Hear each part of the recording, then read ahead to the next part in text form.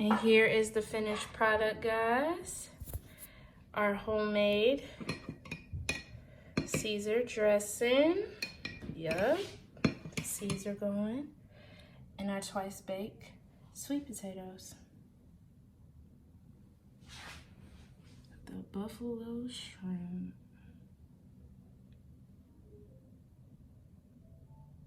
And we've been killing this sangria, I'm not gonna lie to you.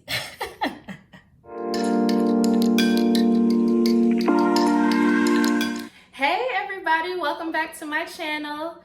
It's Leaux. Thank you so much for joining me again. Today we're doing something a little bit different. We are going to be in the kitchen.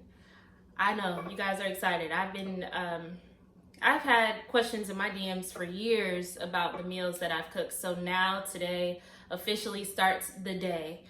We are going to be cooking.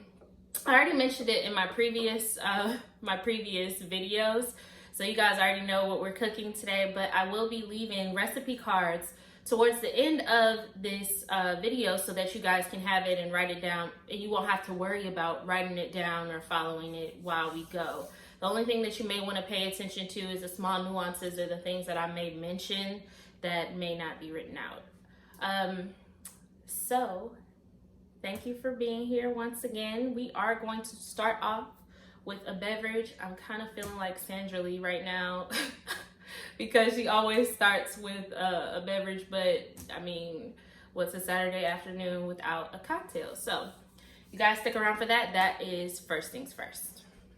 So first and foremost, you know that I'm about to wash my hands because I just touched my hair a million times. Wash those hands good.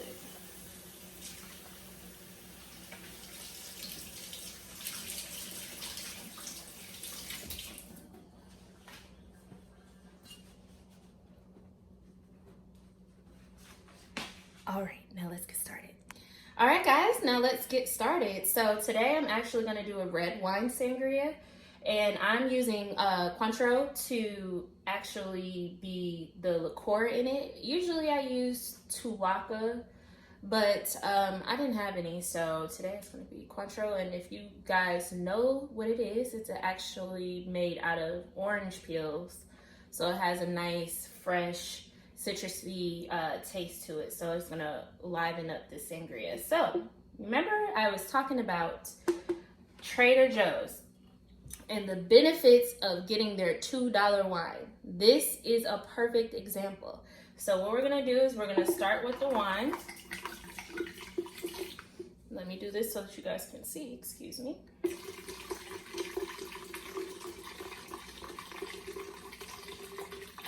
We're gonna use the whole bottle. I may actually open up my other one too, but we'll see. Yeah. Hold please. I am back. I also didn't tell you, this is a Cabernet, by the way. I like Cabernets better than Merlot for this because Merlots are just a little bit too dry, so you'll end up having to sweeten your sangria a little bit too much. So I think I'm gonna do about half of that. But I'm also gonna do, I already washed off the top of this pineapple juice. I'm gonna add this. And this is so good, guys. I find these juices at international markets. If you can't find it, it's absolutely fine. Get you a nice, what are the mixed juices, like the pineapple, strawberry, or whatever. Do whatever fruits you actually like, but this is really, really tasty juice as well. So I'm gonna add some of the pineapple.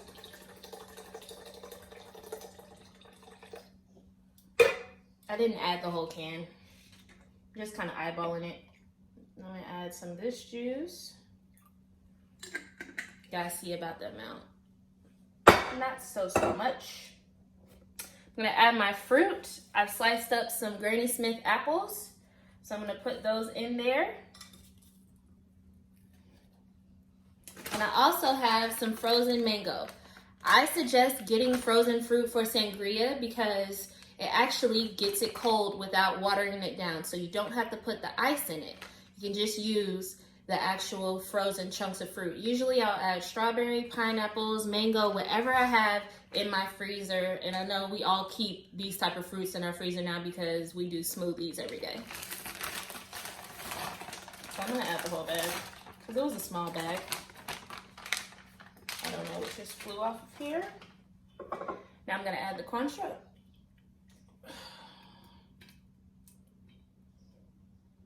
Just eyeball it. Now this is sweet, so be careful. This is all to your taste, guys, too, and your alcohol level. I happen to like my drinks kind of strong. I will not lie to you. So, that,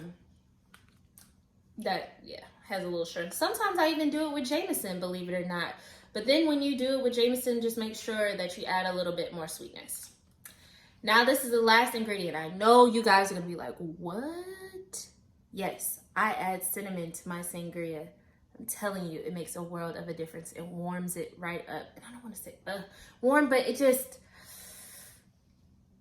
brings everything together. Not gonna lie. So add just a little sprinkle. Now we mix. Now you will see that the cinnamon likes to sit on the top. So I try to press it down as much as I can using the fruit to push it to the bottom of it.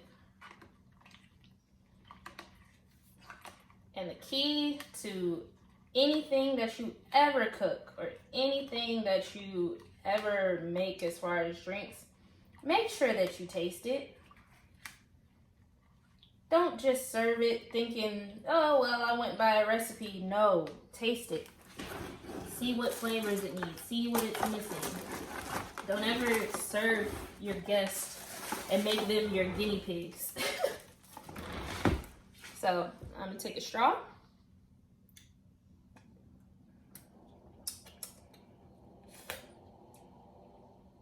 Not sweet enough. See? This is what I'm saying. It was a lot of wine. So add a little bit more. I couldn't really tell too much of this, and then we're gonna add just a little bit more. Now let's stir again. Y'all, I'm a realist. Cooking is about feeling. It's not a perfect science. Now, baking is a perfect science, but cooking is literally trial and error. So do what you need to do to ensure that your guests are happy. That's all I can say. Now I'm gonna use a cup for this since I already used that straw. Let me get some let me make sure that it's all the way mixed. Ooh.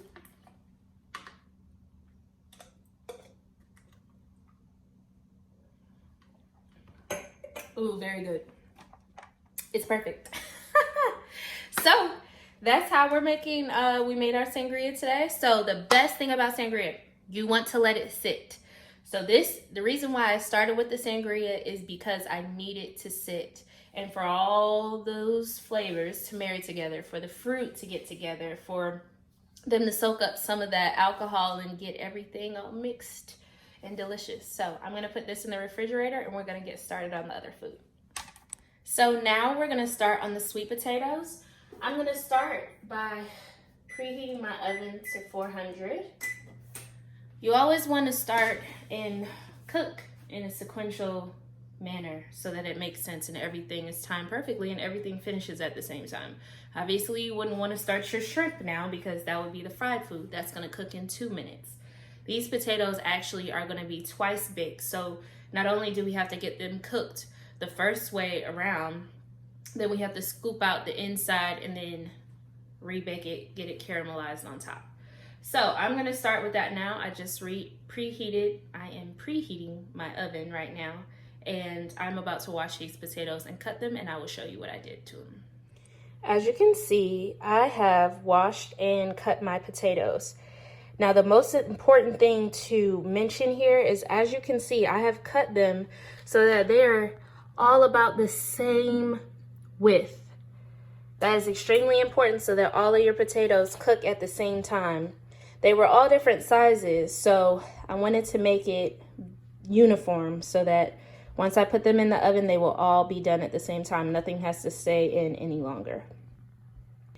I'm gonna cover these in foil because I don't want them to brown too much on this first cooking step. So you will see when I put this in the oven how this looks. I kind of want it to create more of a steam effect. You can achieve the steam by sprinkling a little bit of water on the pan. I don't know if you guys can see it, but I just use my hand to sprinkle it on the pan, and then you cover it in the foil. And we are going to leave the potatoes in for about 45 minutes. So you can set a timer if you need. I just usually look at my phone. Let's take a look at our potatoes now because they've been in here for a minute. The rule of thumb is to check the biggest one because then you'll know that all the rest of the potatoes are done. So let's check the biggest one. Yep, glides in and out. So we're gonna take those right out. Now we're going into the preparation of the potatoes. So what we're going to do is we're gonna take them off of our cookie sheet. We're gonna scoop out the insides like this.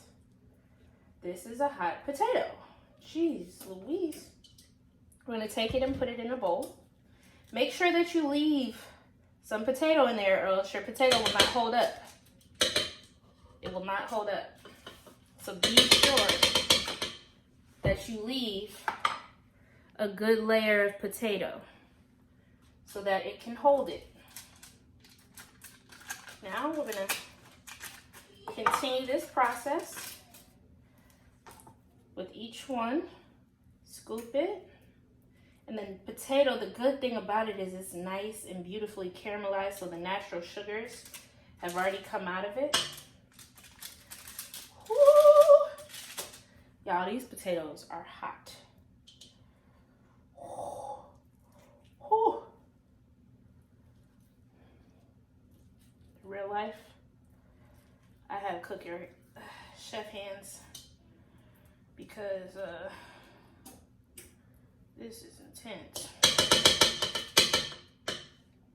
Hoo, hoo, hoo, hoo. So we're going to continue to go down the line. Scoop these out.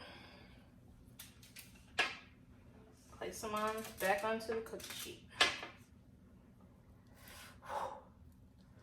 Can you see the steam coming off of this? I can't believe I'm actually still holding this. Ooh.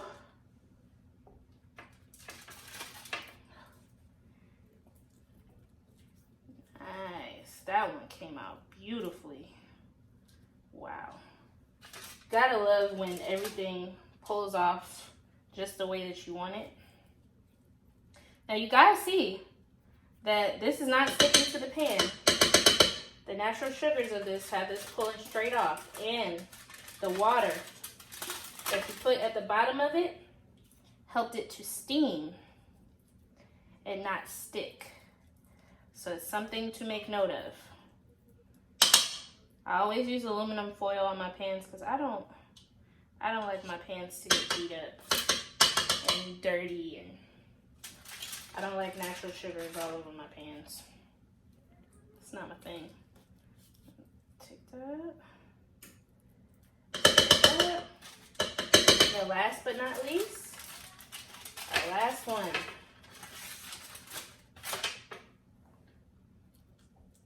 Scrape this guy on out.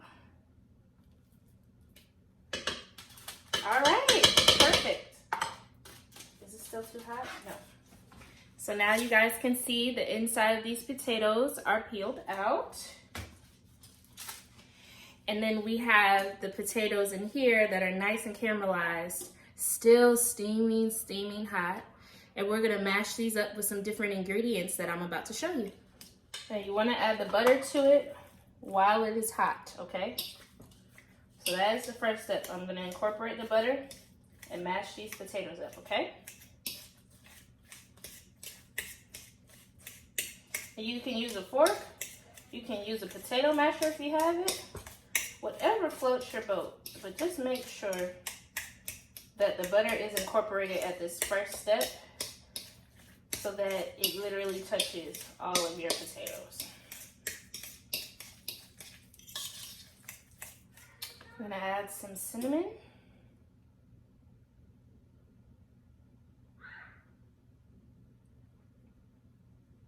Come out. All right. Then we are going to add some brown sugar. And this is pretty much the rest of my brown sugar.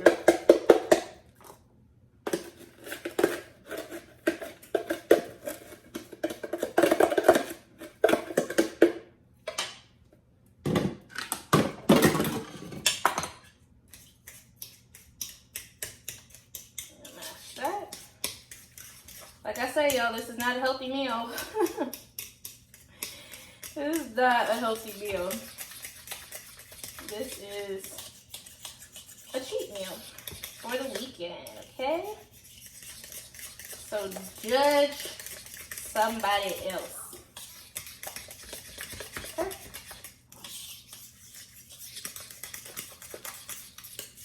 And mix this up, and then I'm going to show you guys the final step. So, one of the secrets, guys, to the sweet potatoes. It's almost going to be as if we're making a sweet potato souffle on top of these twice baked potatoes. So, what we did was we mashed up all of these sweet potatoes, we melted the butter, and we added cinnamon. Now, what I usually do is I take the sweetened condensed milk. I know that you guys have all seen this at your grandma's house. Everybody has seen this before. I add the egg. I add the egg into this mixture so that it's not just a raw egg going into hot sweet potatoes. So I completely mix the condensed milk and the egg together, and I add this mixture to my sweet potatoes. This is not only going to sweeten it, but it's going to puff up my sweet potatoes. And y'all, I realized that I wanted more sweet potatoes, so I'm actually boiling some more on the stove because I want some extra sweet potatoes so that these can actually really puff up and look beautiful for us today. Okay guys, so we're back now with the sweet potatoes. What I have done since we have been off camera is I cut these jumbo marshmallows in half. I made some more sweet potatoes, like I said, because I want these to be super, super full. And I have blended up the sweet potatoes, well, mashed them up, really. I mashed up the sweet potatoes. I added my sweetened condensed milk. I added cinnamon, the brown sugar, butter, as you saw in the beginning. And now I'm about to actually pipe this. What is this? I'm about to pipe this out onto these potato skins. So let's get it. And let's not ever say bills again. All right.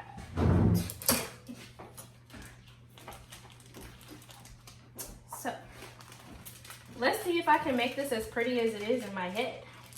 Because, oh, I think guys, I opened up the bag too much. This is about to squeeze out like crazy. So, I'm going to squeeze this into our potato. Actually, it worked out kind of well. It makes it easier than spooning it out with a spoon, you know? And this is going to be a little bit more on the, I don't want to say runny because it's not runny, but it's not going to be like a regular smashed potato, guys. We added egg to it. When you add egg, that is what's going to turn this into a souffle style. That's why we added the sweetened condensed milk, because it's literally almost like creating a sweet potato souffle. So we're going to fill these in. Continue with each one. Fill these up. Fill up these skins all the way. Make it look nice. And last but not least, this one here, and I have plenty for it. So this guy right here. Okay, and that.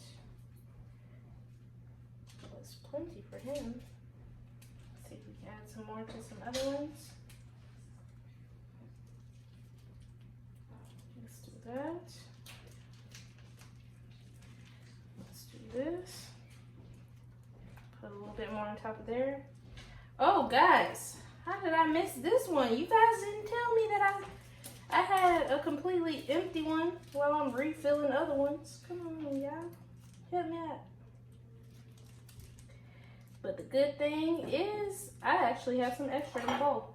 So I'm just gonna add that right here. I'm gonna add the additional on top of each. I have preheated my oven to 350. What I'm gonna do is I'm gonna add my marshmallows on top. And I'm gonna show you guys the streusel that is also gonna go in between these marshmallows, okay? So I want you to stay tuned in, because this is not it. It's just not the marshmallows, okay? It is literally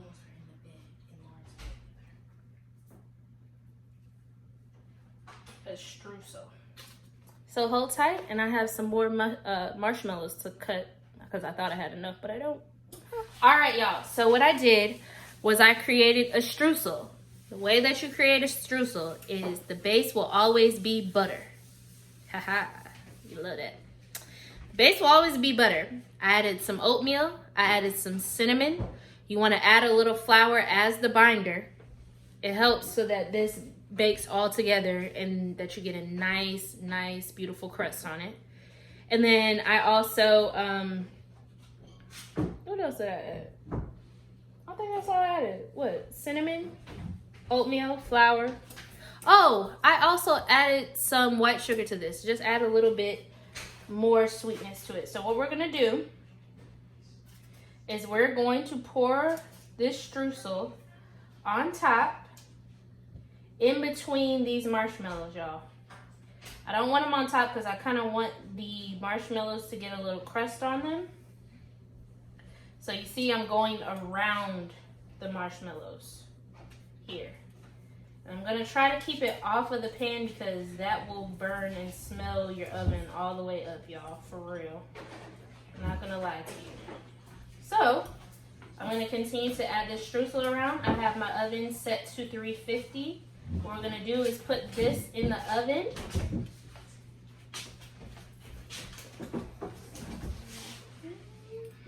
I'm gonna put this in the oven.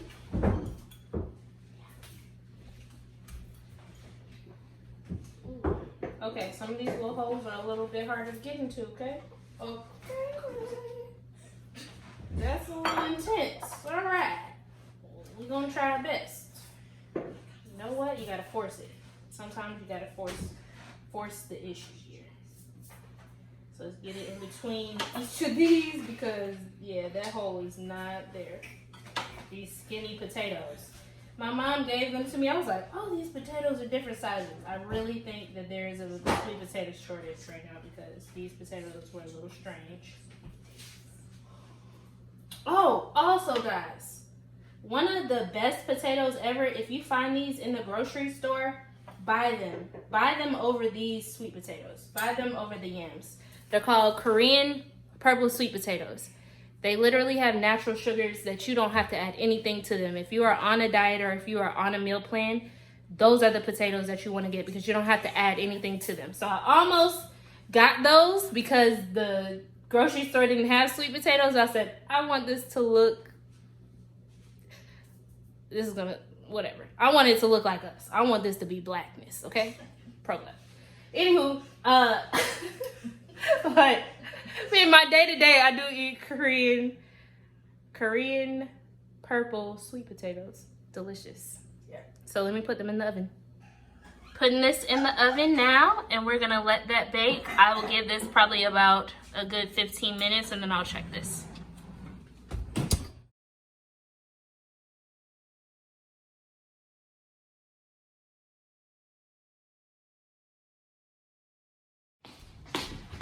My family's here. Hello. Hi. Hey. Hey, babe. My family's here. Look who's here. Hi. Oh, why are you looking like that? She's like, no, no, no. No, no, no. And now we're actually going to start on her Bleu Ranch dressing. I like having fresh herbs in my, pretty much all of my sauces. Fresh herbs make a world of a difference. Now we are still gonna use some dried herbs, but I really do like to use the fresh herbs. So we're gonna get those chopped up and then I will meet you guys back over once we're in the blending process. A great way to chop up your parsley is to get it in like a nice little knot, like a ball. Once you wash it off, you get it in a nice little ball. And then you see how it makes the small cuts for you. Always watch your finger. And then you just want to run the knife right back through it.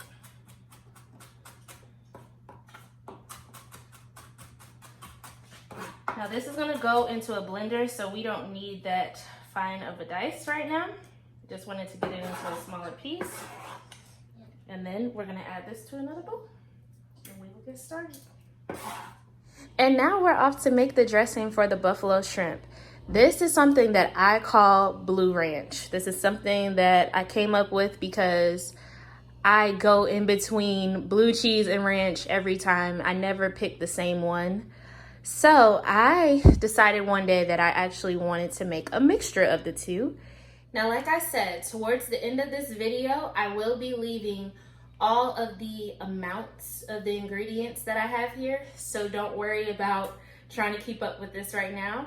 We're just gonna probably do this in like, maybe, no, well, we won't do it in fast. We won't speed it up. This is what we'll do. So I'm gonna take my bullet, my ninja, whatever you wanna call this. I'm going to add the base. We're gonna add some sour cream.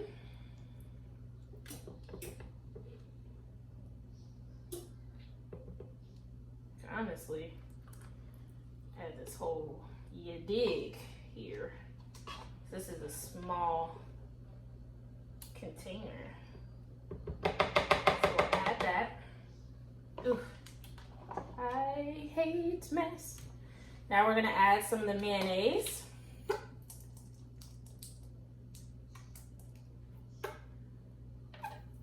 Yeah, I told you, I literally don't measure anything. I do stuff completely by feel. We're gonna add some of our green onions. Some of this I'm saving for my garnish for later. I'm gonna add some of my fresh parsley. And y'all, this is, when you add the fresh herbs, this is actually gonna start to come out kind of green, giving you almost a green goddess feel. So don't be worried about that. Now in this container here, I have dried dill, I have dried chives, and I have a little bit of dried parsley. I'm gonna add all of those. I'm gonna add that entire thing in there. I'm gonna also use some fresh squeezed garlic. And I'm also gonna use a little bit of garlic powder. Just a little bit of a squeeze there. And a little sprinkle. Now I'm gonna add my black pepper, my fresh cracked black pepper. Now y'all, freshly cracked makes a difference. If you guys don't have a pepper grinder, I suggest investing in one. It'll make a world of a difference in your food, okay? I like pepper, so we're gonna add a nice amount there. Now, I know this is gonna seem a little random, and I don't know if you guys have ever seen this. It's called table cream, Mexican table cream. I like to use this because it actually thins out the consistency a little bit so it's not so thick, but it doesn't have that super, super sour flavor that buttermilk does, but they have around the same consistency. They do sell this in most stores. I've seen it everywhere, so you should be able to pick this up.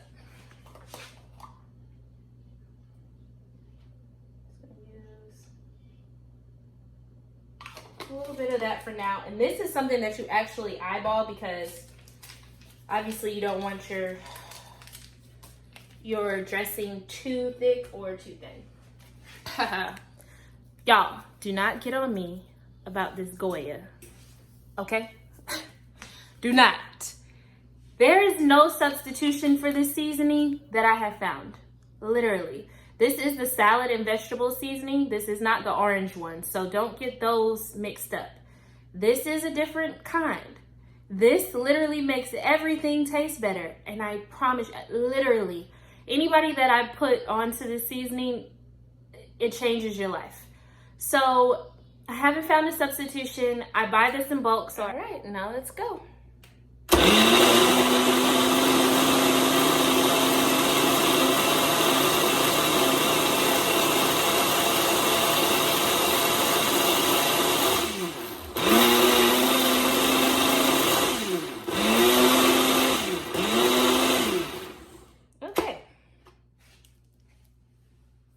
Can you guys see it?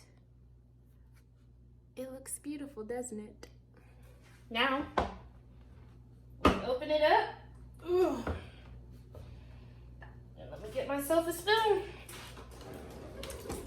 This is what I always say. You taste your food.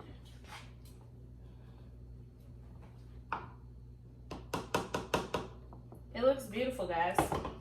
And it's the right consistency for me.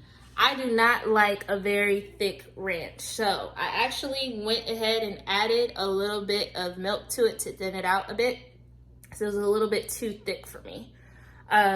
If you guys are from Atlanta and you've ever been to Panko Chicken, this is around the consistency, and that is the type of ranch that I like. A nice, thin, seasoned ranch.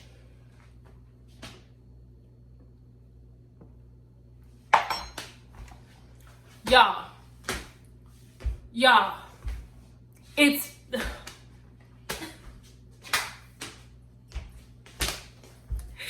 so perfect. It's perfect. It is literally perfect. Now, the only thing that I do, I'm so excited. It's so good. The only thing that I do now is I do like to add a little bit more of the cheese bits so that it's a little thick with the cheese. Because right now there are little particles in here. So instead of that, I like to have a little bit of texture, okay? So you just add a little bit more, just to get the texture of it, guys. Don't go crazy. Please don't go crazy. What we're gonna do is we're gonna take this into a bowl. Look at that. Look at that. Woo!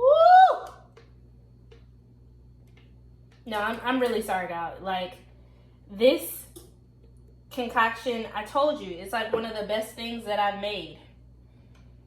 When I tell you I make some of the best dressings, I'm not lying to you. So we let that sit and set up in the refrigerator. I'm going to cover this so it gets nice and cold, and then we can move on to the next step. Now, I always do clean while I go, so I'm going to get this all cleaned up, and then we'll start on the shrimp, which I actually have them thawing in the sink right now. How does it taste? That's so good.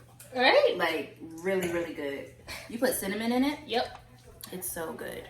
That's the secret. Look at her looking. Hi, Betty. She's like, that's baby. That's my girl, y'all. Hi, Bookie. What is he cooking? She's like, what can I eat? Right. She Facts. started smacking her lips. Girl. I do got some food for you, girl. You hungry? You want to eat? Oh, you want to say hi? You Hi, gotta world. say hi. Here. Oh, she's Hi. No? Okay. y'all. This sangria is good. It's had time to sit. So guys, now we are on to making the Caesar salad here. So as you can see, I already have my nice romaine lettuce cut up. Now I do a little variation on my Caesar salad. I know that a lot of people don't eat pork, but I eat bacon. So I'm gonna put a little bacon on it too. So judge your mama. Hey mom. Actually, as we speak about moms, oh, little battery. Oh, thank you. Hey mom. Hi. And little noodle over there. The one who snuck in the background as usual. Say hello. Oh, she's ready. Oh, cutie. She was. Okay, so now we are working on our Caesar salad. So let's get this started. So we are going to make the Caesar dressing now. And I don't know if you guys actually know. Let's give a little history lesson of Caesar. Caesar dressing is actually not the creamy dressing that you think that it is. When you're making the homemade dressing, it actually comes out looking more as a vinaigrette. And the base of the flavor of Caesar dressing is actually anchovies, guys. Didn't know if you knew that. So, they sell this in the grocery store. This is the... Okay, come here. Okay, girl. This is the strongest flavored paste I've ever had in my life. When I tell you we are only going to add a smidge of this, anchovy paste is so salty, guys. So you don't want to go in with this as your last ingredient. You do not want to add salt. There's no reason to add salt to your Caesar dressing because this will do the trick. This is an example of what it looks like. It comes in a box, so you'll actually notice this in like the pickled aisle. When I tell you, literally it is the strongest thing I've ever had in my life. The first day that I tried it, I was like, oh, okay, it can't be that bad. I was gonna put it, I forgot what I was gonna actually put it in, but I was interested in it at the store. So I tasted a big chunk of this. Worst decision I've ever made. So just be careful when you're using this is my entire point. So let's get started. All right, so let's get started. Like I said, we're gonna start with this because this is the base. I want you guys to see how little that I actually use. You guys see this? This is about to make the entire dressing.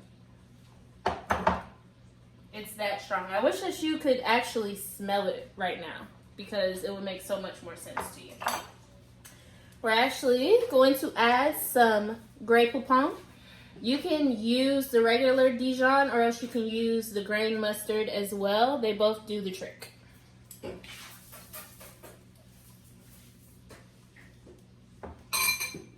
We are going to add our Parmesan cheese, our grated Parmesan. And not spill it all over the table because that is ridiculous. We're gonna cut up a lemon. A good way to get juice out of your lemon, guys. Roll it. Now, if you have a super dry lemon that you bought at the grocery store, you can even microwave it and that'll get the juices redistributing. So this one looks good. Another rule of thumb here.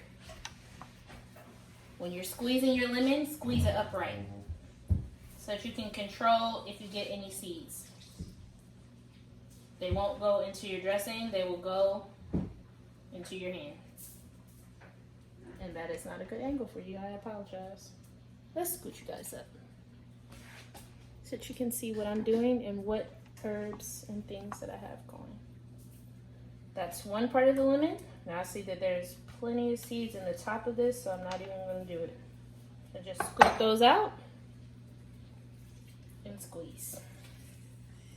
Now, as I said before, Caesar dressing actually is not the creamy dressing that you know it from every restaurant that we have. Now you can actually make it creamy if you would like. So in the background, I know that you guys can see that I have the mayonnaise, the Mexican crema, and you can also use sour cream in it if you want to make yours a creamy dressing. However, today ours is going to be more of an olive oil base and more of a vinaigrette base. So we're going to take the olive oil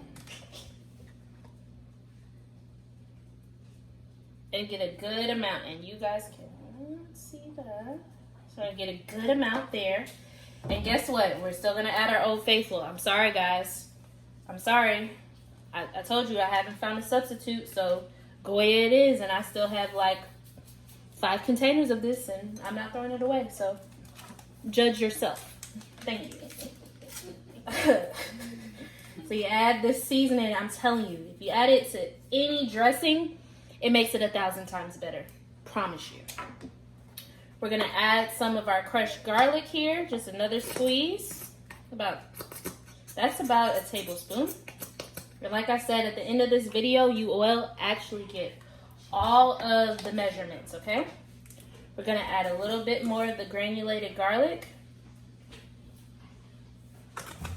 And then we're gonna add some fresh ground cracked pepper.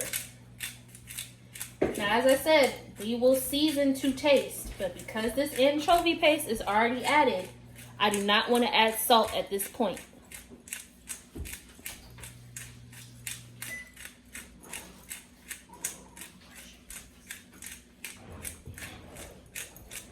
And I told you I like a lot of pepper, so I'm gonna add it. So we're gonna mix this up. And y'all, this is literally what a real Caesar dressing looks like. As I said, it looks like a vinaigrette.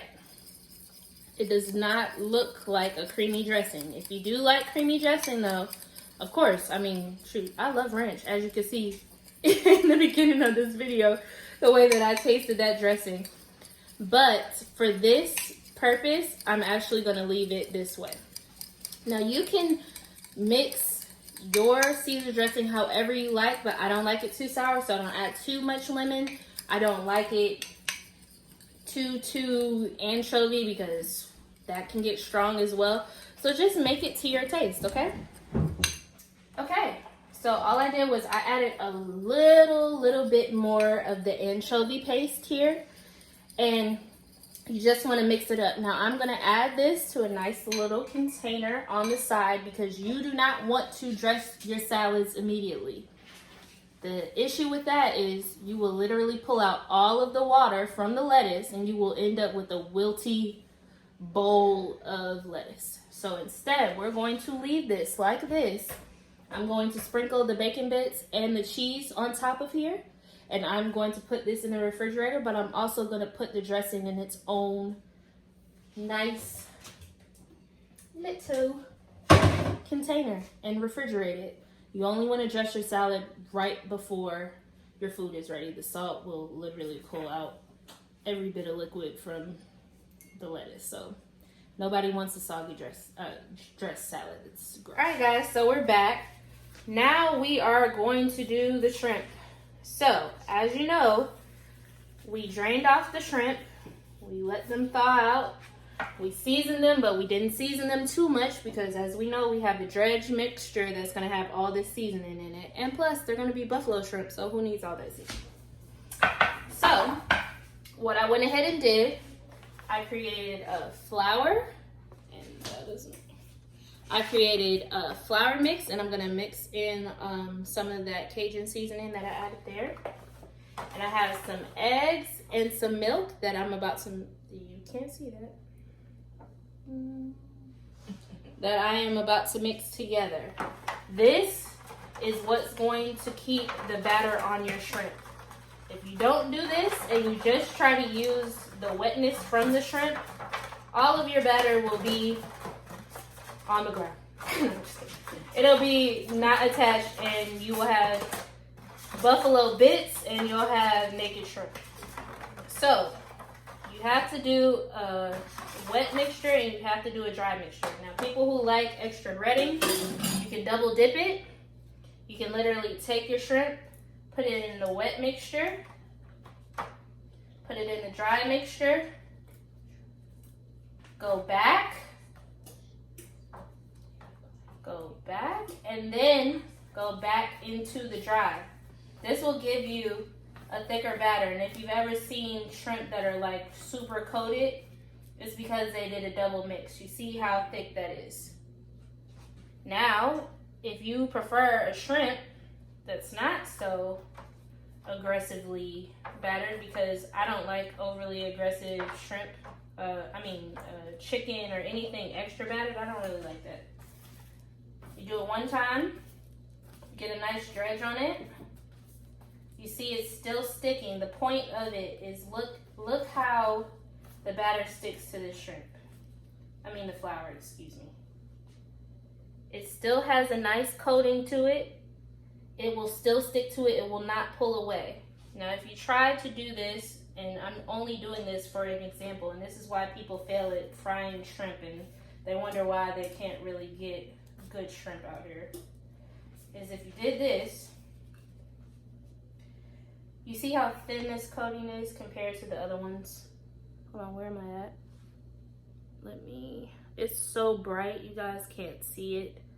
I'm gonna show you guys the difference. I'm gonna fry all three so that you get the understanding of what I mean and why we do a wet and a dry batter. This will make sense to you in a second. I have a lot of shrimp. I have 1.5 pounds of shrimp, so I can actually show you why things fail. And I know that people feel like, oh, I can't cook. Yes, you can cook. The difference is sometimes the recipe isn't specified enough for you guys to understand, like when they say dredge the shrimp, or if you have a certain preference for how you like fried foods, you think that you can't do it, but you can do it. It's just the way that it's cooked. So, we're gonna do this. I have the oil heating up on the stove, and it's gonna go to 350. So please stay tuned. I'm gonna fry these 3 shrimp, but in the meantime, I know how I want mine dredged. So I'm gonna continue to dredge these through the flour mix, and we'll get going. So guys, I just showed you the potatoes that came out of the oven. You see that they've bloomed really, really nicely. The streusel is perfectly cooked on top. It smells, what I just heard was, it smells like Thanksgiving in here. And that's the truth. So this is a nice little side dish. It looks beautiful on the plate. Wait until we plate this. You'll see. Now I have this oil heating up here. Like I said, I'm going to show you the 3 versions of the shrimp so that you get a good idea of what the shrimp will actually look like. Now I will tell you that my secret to cooking fried shrimp is actually adding, even to my fried fish batter, I like to add a little cornstarch. When I tell you it adds a crisp to it, this has no seasoning in it, guys, just as a FYI. This is all that it comes as. This is literally just the cornstarch. I like to add it to any batter that I make. Just FYI. As you can see, it's used. I'm not playing about it. I didn't make that up. It's the truth. So, I've added the 3 different shrimp to show you guys the frying methods on each. Now, you want to make sure that your grease is heated up to the correct temperature. Now, I will tell you, for most, if you guys live in apartments, most apartments will have an electric stove. It's much harder to regulate heat on an electric stove. It just is what it is. It has different type of heat points on it. Okay, and it's popping. I'm not afraid of grease though. It has different type of heat points on it, so you make sure that you regulate it. And sometimes if you guys aren't sure about frying and you're scared that your food isn't done, invest in a thermometer. Just to be completely honest, if you're really that uncomfortable, invest in a thermometer. And invest in a grease trap. Grease net? Is it a grease net or a grease trap? I don't know. But just make sure that you heat up your grease to 350. If you do not heat up your grease, you will put in your fried food too soon. And guess what happens to fried food when you put it in too soon? It gets oily and nasty. So make sure that your oil is at the set temperature for you to fry the most effectively. And you will end up with a crispy, yummy product every single time. And yes, I'm moving around. This is real cooking. This isn't fake cooking over here. This is like real deal. And it just is what it is. So you guys are going to get the realness. And I'll edit some, but I want you guys to really know how I cook in the kitchen. So shrimp only take about 2 minutes to cook. So this is going to cook up very, very fast. This is why I already have my shrimp dredged and ready on a plate to go so that we can get this rolling. And I also have my buffalo sauce ready and waiting. I will show you guys how I put that together, but all of this is going to come together very, very quickly. Like I said, you plan out your meals from beginning to the end. I knew that I wanted my sangria ready when my guests came, and I know that sangria tastes better as it sits. So that was the first thing that I did when I walked in the house. The second thing that I did was put my potatoes in the oven because potatoes take at least about 30 to 45 minutes to cook. That's your first thought. You know that shrimp only take 2 minutes to cook, so this should be your last cooking item ever. Even if you're making dressings like I did, this was still the last thing that I made because I know that this cooks in 2 minutes and you want this to be hot and ready for your guests. You don't want to serve them cold fried food. That's disgusting. So we have everything ready to go.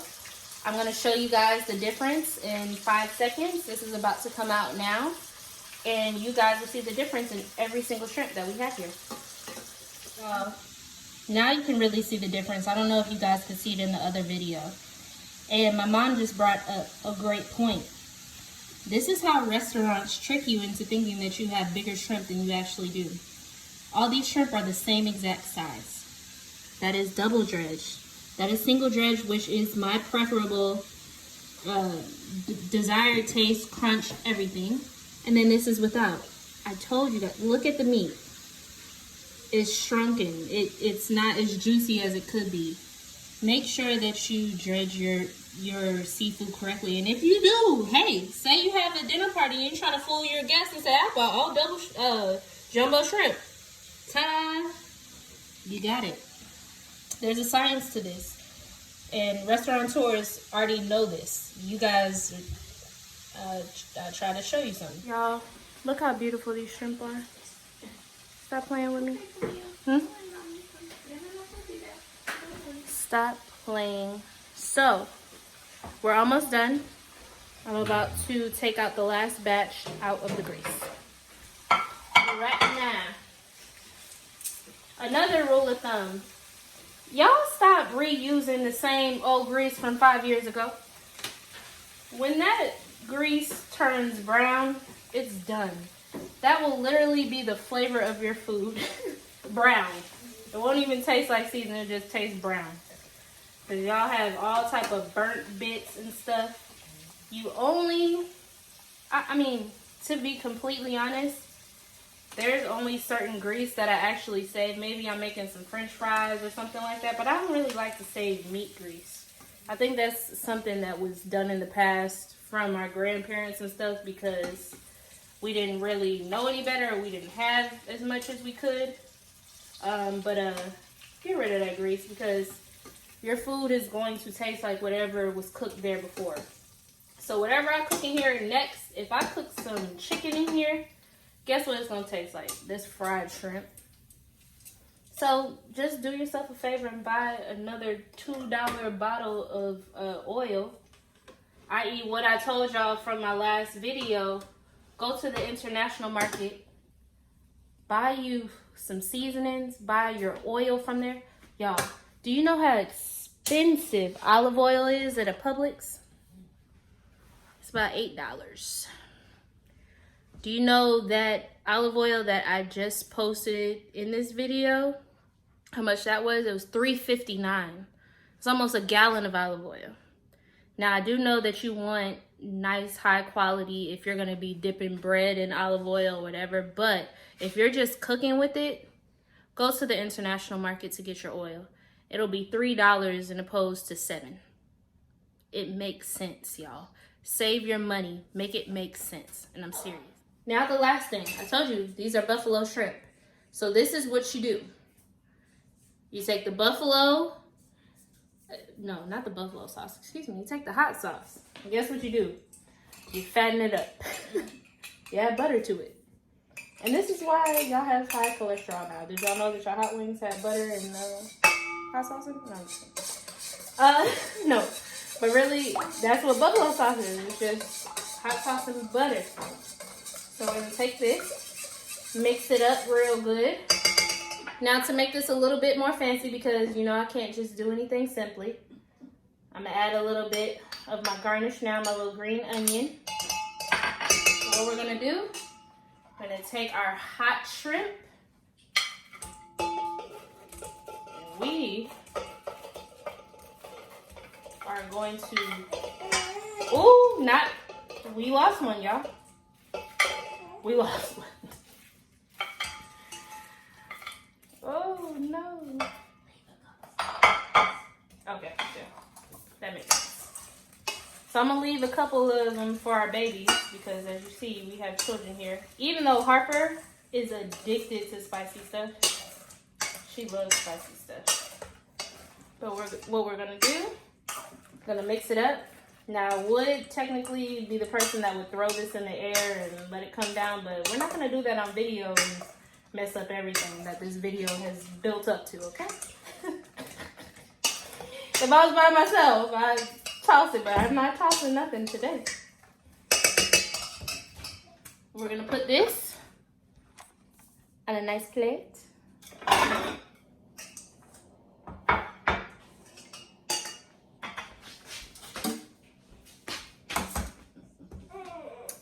Check us out. And my little baby is awake. She's talking. Y'all hear her in the back, right? My little boo-boo. She probably smelled the food, y'all, so we can get the smacking. In here. Y'all, that's our big shrimp. You remember our big shrimp? It looks crazy now. When you really look at stuff, just do it the right way. Dredge it one time. Because all that breading is unnecessary. In my opinion. But you know what? To each his own.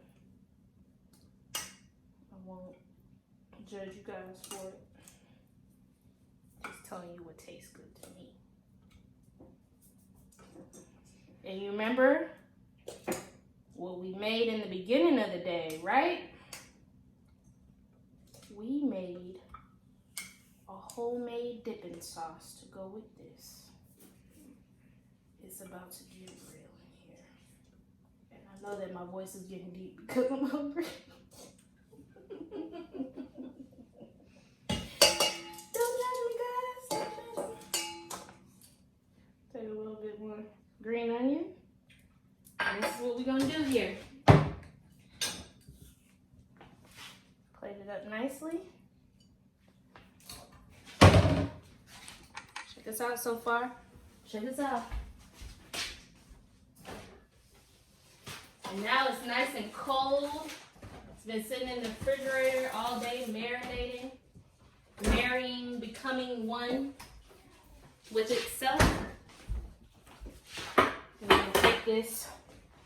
Ooh, I'm all in your way. Excuse me. I can't see a thing. What we're going to do is, we're going to take, this is our hot sauce going. No worries.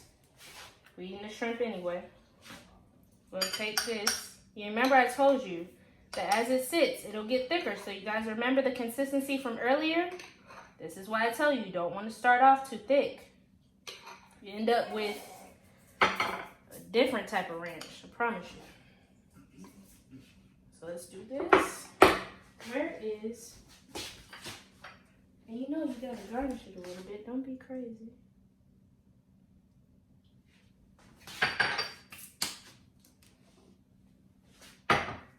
So guys, let me show you the finished product. Check it out. Homemade buffalo shrimp, perfectly coated with the homemade ranch that you guys are gonna make, okay? Delicious. And here is the finished product, guys. Our homemade Caesar dressing. Yup. Caesar going. And our twice baked sweet potatoes. The buffalo shrimp.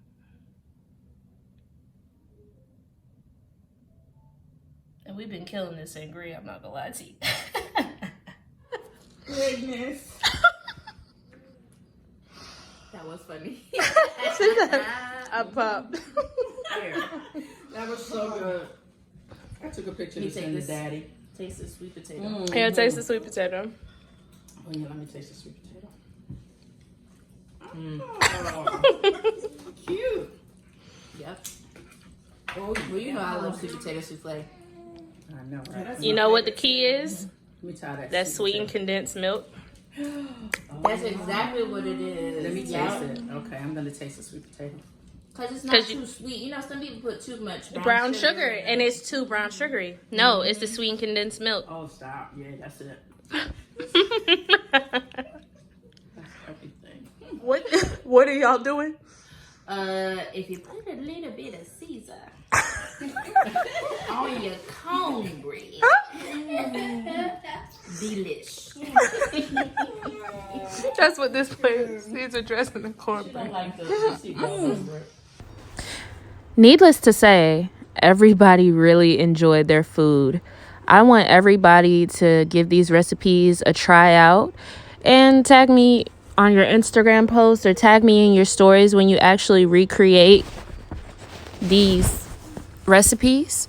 And I love to see it. Thank you guys so much for watching. I know it was a bit of a long video, but I really wanted you guys to get the full experience.